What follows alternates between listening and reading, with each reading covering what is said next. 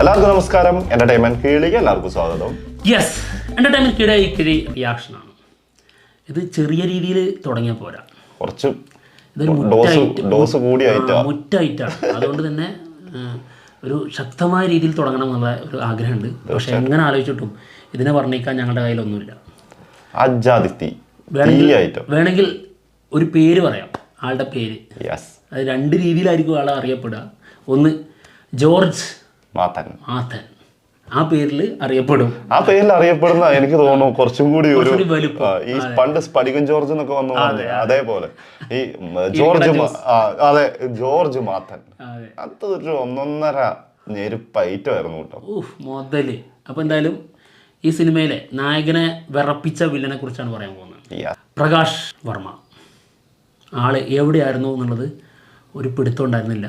ആള് may be ഇതിനു വേണ്ടി ഭയങ്കരമായിട്ടുള്ള പണിയെടുത്തിട്ടുണ്ടാവാം. പക്ഷേ ആരും തിരിച്ചറിഞ്ഞത് തരുൺ മൂർത്തിയാണ്.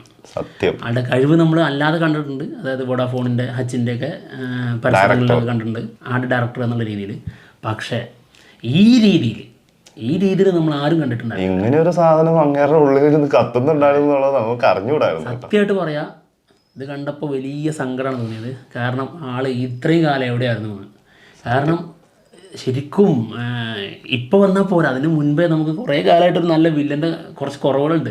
ഇപ്പം മാർക്കോ സിനിമയിൽ നമുക്ക് സൈറസിനെ കിട്ടിയിട്ടുണ്ട്.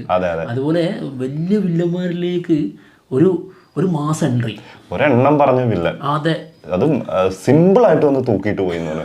അതാണ് സാധാരണ നമ്മൾ കാണുന്ന വില്ലനൊക്കെ വരുമ്പം വില്ലനൊക്കെ കൊടുക്കുന്ന ഒരു ഹൈപ്പും അല്ലെങ്കിൽ ആൾക്ക് കൊടുക്കുന്ന ഒരു ബിൽഡപ്പ് ഒക്കെ ഉണ്ട്.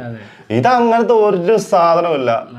വന്നു പെർഫോമൻസിലൂടെ വന്നിട്ട് പൊളിച്ചെടുക്കാന്നൊക്കെ പറയില്ലേ, വന്നു ചെയ്തു കീഴടക്കി. അതാണ് സംഭവിച്ചിട്ടുള്ളത്. സത്യം. അതായത് ആള് പറയുന്നൊരു ഡയലോഗ് ഉണ്ട് സിനിമയിൽ, ഇതെന്റെ കഥയാടാണ്. അത് പറയുമ്പോൾ നമുക്കത് ഫീൽ ചെയ്യുന്നുണ്ട്. അത് സിനിമയിൽ അങ്ങനെ തന്നെയാണ് കൊണ്ടുവന്ന് വെച്ചിട്ടുള്ളത്. ശരിക്കും അത് അയാളുടെ കഥയായിരുന്നു. അയാളെ എങ്ങനെ പ്രസന്റ് ചെയ്യണം എന്നുള്ളത് തരുൺ മൂർത്തിയുടെ ഉള്ളിൽ കറക്റ്റ് വിഷൻ ഉണ്ടായിരുന്നു. എന്തായാലും ഇതിന്റെ വിജയം എന്താണെന്ന് വെച്ച് കഴിഞ്ഞാൽ ആദ്യം മുതലേ ഇതിനുള്ളൊരു ബിൽഡപ്പ് കൊടുത്ത് ആളുടെ കഥയിലേക്ക് നമ്മളെ എൻട്രി ചെയ്തിരിക്കുകയല്ല. നമ്മൾ കണ്ടുകൊണ്ടിരിക്കുന്നത് വേറൊരാളുടെ കഥയാണ് എന്ന് തെറ്റിദ്ധരിപ്പിച്ച് അതിനുശേഷം ഇത് വേറൊരാളുടെ കഥയിലേക്ക് കൊണ്ടുപോയി പറിച്ചു നടുകയായിരുന്നു. സത്യം. ഭയങ്കരമായിരുന്നു കേട്ടോ അത്. അതൊരു എന്താ പറയാ, അഴിഞ്ഞാട്ടം എന്നൊക്കെ പറഞ്ഞുണ്ടല്ലോ, അതായിരുന്നു. അത് അത്ര സിമ്പിൾ ആയിട്ടാണ് ചെയ്തിട്ട് പോയത്. അതാണ് നമ്മളെ എപ്പോഴും അത്ഭുതപ്പെടുത്തുന്നത്. ആദ്യമായിട്ടാണ് ഇങ്ങനെ ഒരു മുഖം തന്നെ നമ്മൾ കാണുന്നത് സ്ക്രീനിൽ. അങ്ങനത്തെ ഒരാൾ വന്നിട്ട് സിമ്പിളായിട്ട്, അതും ലാലേട്ടന്റെ കൂടെ കട്ടയ്ക്ക് നിൽക്കുക എന്നൊക്കെ പറഞ്ഞ് ചിന്തിച്ചു നോക്കി. അഭിനയത്തിന്റെ കാര്യത്തിലാണ് ഞാൻ പറയുന്നത്.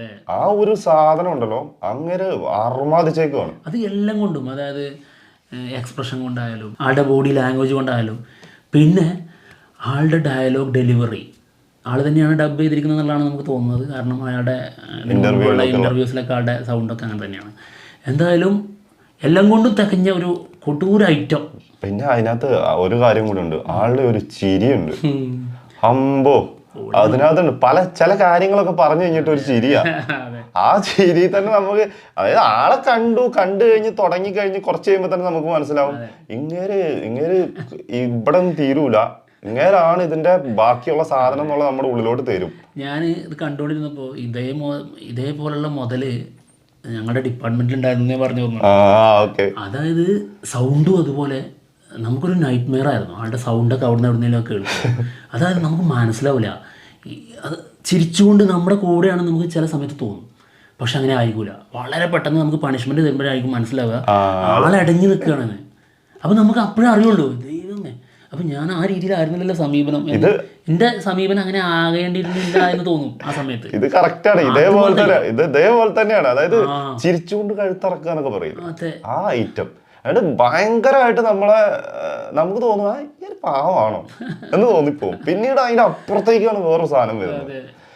എന്തായാലും ആളുടെ അഴിഞ്ഞാട്ടം തന്നെയായിരുന്നു സിനിമ മൊത്തം. എന്തായാലും ഭയങ്കരമായിട്ടുള്ളൊരു വില്ലൻ. അതിന് ഒരു മനോഹരമായിട്ടുള്ള ഒരു കാര്യം പറയാം. അതായത് ഇടഞ്ഞു വരുന്ന ഒറ്റയാൻ, ആ ഒറ്റയാനെ ശരിക്കും ലാസ്റ്റ് വരെ ഒരു തോട്ടിയുടെ ബലത്തിൽ അടക്കി നിർത്താൻ മുതലാണ്. അതാണ് അപ്പോൾ വില്ലൻ, അതായത് പാപ്പാൻ, ഏത് ആനൻ്റെ മുകളിലാണ് പാപ്പാൻ കയറിയിരിക്കുക. ചിന്തിച്ച് നോക്കണം. ആനക്ക് ആനയുടെ വലുപ്പം അറിയുന്ന സമയത്ത് മാത്രമേ ആനൻ്റെ പവർ കാണുള്ളൂ. അത് നമ്മൾ കാണുന്നുണ്ട് ലാസ്റ്റിലേക്ക്. പക്ഷേ അതുവരെ ആനയുടെ പുറത്തിരിക്കുന്നത് ആരാ? പാപ്പാന. എങ്ങനെ എവിടെയൊക്കെ എന്തൊക്കെ ചെയ്യണം എന്ന് ഫുൾ നിയന്ത്രിക്കുന്നത് അങ്ങേരാ. എങ്ങട്ടാ ആന പോണം, ആന എന്ത് ചെയ്യണം, ഇതൊക്കെ തീരുമാനിക്കുന്ന ആ പാപ്പാനാണ്. അതും ആ തോട്ടിയുടെ ബലത്തില്.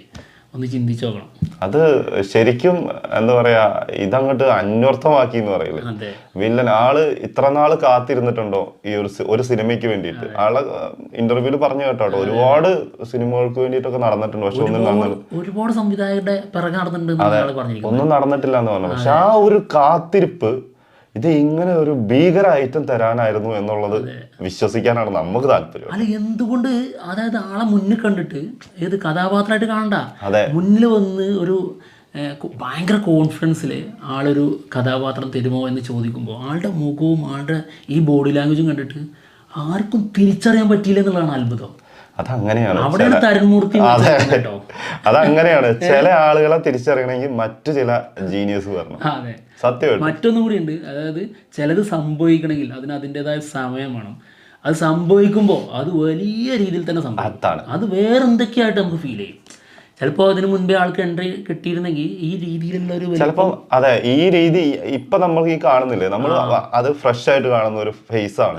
അപ്പം അതിനകത്ത് ആള് കാണിക്കുന്ന പല കാര്യങ്ങളും നമുക്ക് ഫ്രഷ് ആയിട്ട് തന്നെ കിട്ടിയിട്ടുണ്ട്. ഇത് ചിലപ്പോൾ ആള് നേരത്തെ 1-2 സിനിമകളൊക്കെ ചെയ്തിട്ടുണ്ടായിരുന്നെങ്കിൽ ഈ സാധനമൊക്കെ ചിലപ്പോൾ നമ്മൾ നേരത്തെ കണ്ട് ശീലമായി പോയത്. അത് ആ ഒരു കാര്യത്തില് ഫ്രഷ് ആയിട്ട് തന്നെ നമുക്കൊരു സാധനം തന്നു. എന്തായാലും കുറച്ച് ലേറ്റ് ആയെങ്കിലും ബെസ്റ്റ് തന്നെയാണ് കിട്ടിയിരിക്കുന്നത്. ഇനി അങ്ങോട്ട് ചീറിപ്പൊളിക്കാം. അതെ, ശരിക്കും ചീറാം. ആനപ്പാപ്പാൻ ചീറും. അതെ, ആന ചീറി, അത് ചീറിക്കൊണ്ടേയിരിക്കുന്ന ഒരു മുതലാണല്ലോ. അത് പിന്നെ എപ്പോഴും അങ്ങനെ തന്നെയാണല്ലോ. അതായത് കൊമ്പൻ തന്നെയാണ്. അപ്പോൾ ഈ ആനപ്പാപ്പാൻ ചീറുന്നു എന്ന് പറയുമ്പോഴേ ശരിക്കും, അതായത് നമ്മൾ ഇതിൻ്റെ ഫസ്റ്റ് റിവ്യൂ ഇട്ടപ്പോൾ, സിനിമ കണ്ട് ആദ്യത്തെ പ്രതികരണം ഇട്ടപ്പോൾ നമ്മൾ ആദ്യം തുടങ്ങി വെച്ചിരിക്കുന്നത് തന്നെ വില്ലനെ കുറിച്ച് പറഞ്ഞിട്ടാണ്. അതെ, കാരണം വില്ലൻ തന്നെയാണ് ഈ സിനിമയുടെ ഏറ്റവും വലിയ ഒരു സോള്. അതിന്റെ ഹൈലൈറ്റ് എന്ന് പറയുന്നത് വില്ലൻ തന്നെയാണ്. അപ്പോൾ ഈ കഥാപാത്രങ്ങൾക്ക് ശക്തി കൂടുമ്പോൾ സിനിമയുടെ ശക്തിയും കൂടും. അതാണ് വേറൊരു കാര്യം. സിനിമ നമ്മളിങ്ങനെ കണ്ടുകൊണ്ടിരിക്കുന്നു, ഒരു നോർമൽ സിനിമ. പിന്നീട് ആളെ കാണിക്കുന്ന സമയം മുതൽ പിന്നെ സിനിമേന്റെ ഒരു റേഞ്ച് വിട്ട് മാറിക്കൊണ്ടിരിക്കുകയാണ് പിന്നെ അങ്ങോട്ട്. പിന്നെ അതാണ് ക്ലൈമാക്സ് വരെ നമ്മളെ വേറൊന്ന് ചിന്തിക്കാൻ പോലും നമുക്ക് സമയം തരില്ല. അത്ര ഗംഭീരമായിട്ടാണ് ചെയ്തു വെച്ചിരിക്കുന്നത്. ഈ ശക്തമായ വില്ലന്മാര് അഴിഞ്ഞാടുന്ന സിനിമയിലെ ലാസ്റ്റ് നമുക്ക് സാറ്റിസ്ഫാക്ഷൻ കുറവേ കിട്ടുള്ളൂ. അവരോട് അത് ചെയ്താൽ പോരാ നമുക്ക്. അത് ഈ സിനിമയിൽ തോന്നുന്നുണ്ട്. അതാ ഇതിനകത്തും തോന്നി. പോരാ, ഇത്ര പോരാ, ഈ രീതിയിലല്ല അത് ചെയ്യേണ്ടത് എന്നൊക്കെ തോന്നും നമുക്ക്. അതിന് കാരണം എന്താ വെച്ച് കഴിഞ്ഞാൽ ഇനി ഈ ലോകത്ത് അവർക്ക് കൊടുക്കാൻ വേറെ ശിക്ഷകളില്ലാത്തതുകൊണ്ടാണ്. കാരണം അവർ ചെയ്തു വെച്ചിരിക്കുന്ന അത്രയും വലുതും ശിക്ഷകൾ വളരെ ചെറുതായി പോവുകയാണ്. അതാണ് സംഭവം. പിന്നെ എന്താണെങ്കിലും ഇപ്പൊ ഈ പറയുമ്പോൾ കൂട്ടത്തിൽ തന്നെ പറഞ്ഞു പോകേണ്ട മറ്റൊരു പേര് കൂടിയാണ് ബിനു പപ്പു ചെയ്തിട്ടുള്ള ക്യാരക്ടർ കേട്ടോ.